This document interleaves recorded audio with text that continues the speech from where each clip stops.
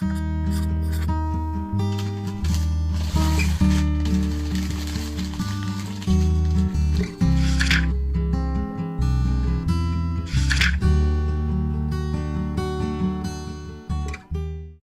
was a bit ambivalent about making a Stephen King episode, not because I don't like his work, and the thought of reading one of his longest books would be torture. It's actually the opposite. I f***ing love Stephen King. Hail to the king, baby. His books are being adapted all over the place, from movies, TV, to streaming services, so now it gives me an excuse to talk about it. The movie came out last month, bringing the book back to the bestseller list. People are picking it up for the first time, and it is probably the best, but also the worst introduction to King's work. Walking into your bookstore and seeing a physical copy, there's one thing that comes at you. Its size. It is around 440,000 words, with my copy being 1,090 pages. To put in perspective, the Bible is around 780,000 words. For such a big book, what is it about? A spooky clown kills a bunch of kids. That's kinda it. For his faults or merits, King writes a lot, taking a B storyline and making this overarching narrative where even his short stories can sometimes run the length of short novels. An alien abduction in the woods is now a character portrait into childhood friends and the degradation of that friendship growing up, with a large reference to Apocalypse Now thrown into the second half and also being a pseudo-sequel to it. A superflu causes the end of the world, midway through becomes an Americanized Lord of the Rings. Magic time-traveling cowboy on a road trip is a massive series spanning and connecting nearly all of King's stories. This is where we're at with it, where the horror centers on a monster in the sewers, but also intertwined are horrors of haunted houses, isolationism and being ostracized in small-town America, institutional racism and bigotry, serial killers, the growing emotional and physical strain of age, the enveloping nothingness, our lack of importance in the universe in a Lovecraftian style, with just a flair of Rick and Morty absurdity in the mix. Oh, geez, Rick, can you help us out a bit?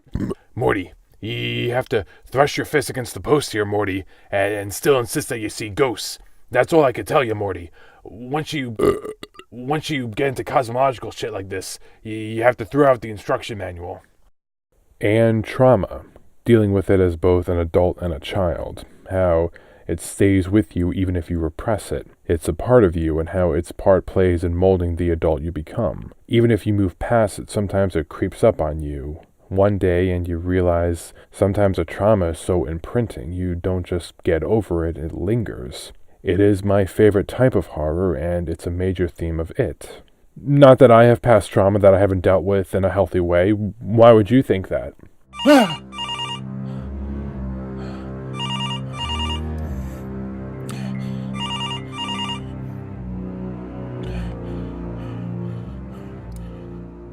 Hello? Smitty, baby, I hope you're sitting down. Good, 'cause listen. Get away! Smitty, are you there, Smitty? You're gonna go far in this business, kid. Call me back. That was weird.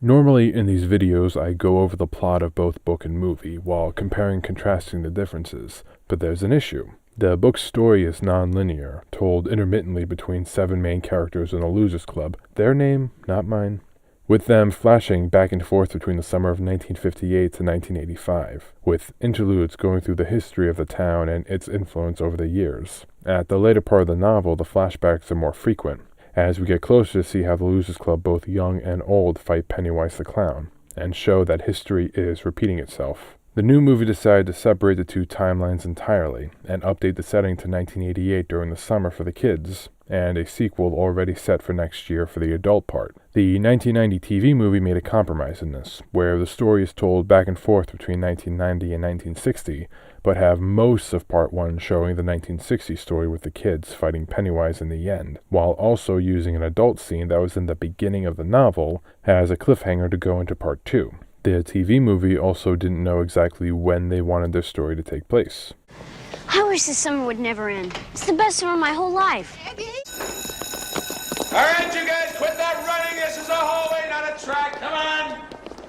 With the TV movie originally planned to be 10 hours long, ABC cut it down to 3. While both versions adapt all 7 of the losers, a lot of backstory had been left out for time in both adaptations. Some for good reason. King can get lost in his own words at times. Richie had felt a mad, exhilarating kind of energy growing in the room. He had done cocaine 9 or 10 times over the last couple years, at parties mostly. Coke wasn't something you just wanted lying around your house if you were a big-time disc jockey. And the feel was something like that. But not exactly. This feeling was pure, more of a mainline high. He thought he recognized that feeling from his childhood when he had felt it every day and come to take it merely as a matter of course. But now that energy is back, no, not all the way back, not yet anyway, but coming back, and it's not just him, he can feel it filling the room. Are you going to talk to us or not, Richie? Richie, in all 3 versions, is the loudmouth joker of the group, who doesn't know when to stop, which gets him into trouble. As an adult in the book, Richie is a famous radio DJ in LA. The TV movie has him as a famous night show host.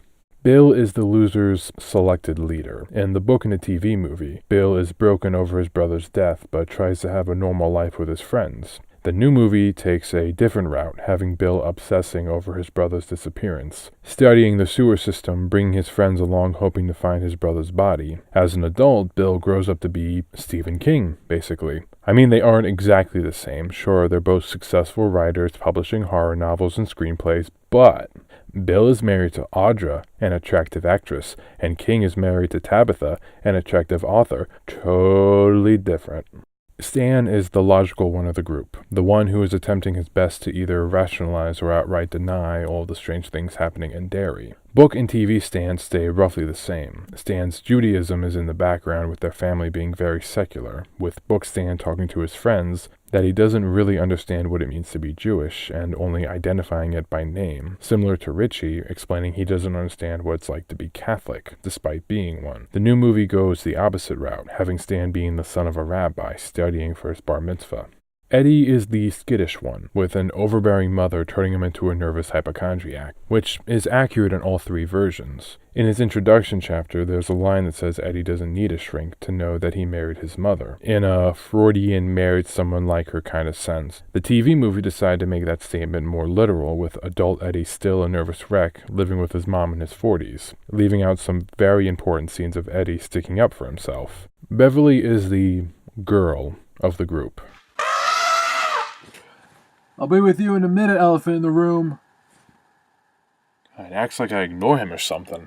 What I mean is that her character transformation and her interactions with the other characters throughout the story is based around Beverly growing up to be a woman. She notices her body's changing and the boys start to look at her differently than the year before. The novel also shows the complex feelings an abused child has with their parent. A love that is confused and muddy because that same person that occasionally shows affection is also hurting her. That same nuance is also put into Eddie's relationship with his overbearing mother. The book at times explains in Al Marsh being kind to his daughter in some scenes. Both adaptations didn't have the time to convey that relationship, relying on a less subtle approach, like a hammer over our heads, which I will explain with the SpongeBob clip.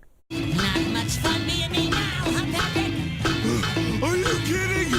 I used to do this way before I started copying you.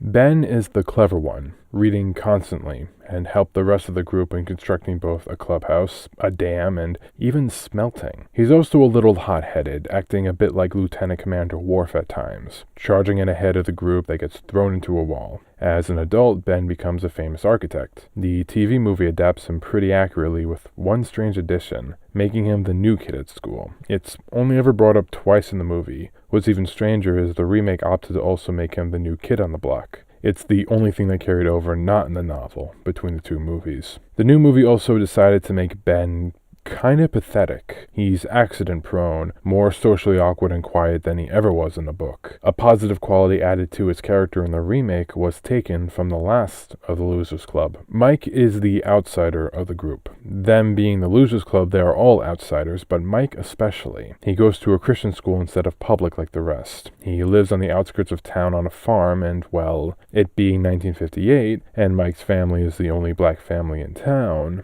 Stephen King uses racism as a narrative in his stories quite a lot, actually. In it, it's very prominent. Despite an R rating, the new movie steers away from the racism angle, referring to the KKK as a cult instead of by name in one scene. With the older movie being made for TV in the 90s, you can expect the same treatment. What? The nigger here. The nigger here. Nigger here. Nigger, you know how to pick 'em. It's the Losers Club. yeah, the Losers Club. Wow. In the book, Mike's father is also an unofficial historian, giving Mike this impression of curiosity that stays with him into adulthood, making him feel compelled to tell a much darker history in Derry, all revolving around a certain clown that I will focus on next episode. This is CB Smith, and thanks for taking a page. Oh, geez, Rick, do you have to keep doing the improvisation? Why are we recording this even? Because I don't know, Morty. I figured I was going to put this in the end credits or something. Besides, this guy's cat keeps meowing, and I don't know if you guys can hear it in the background, but it's really, really distracting. I love you too.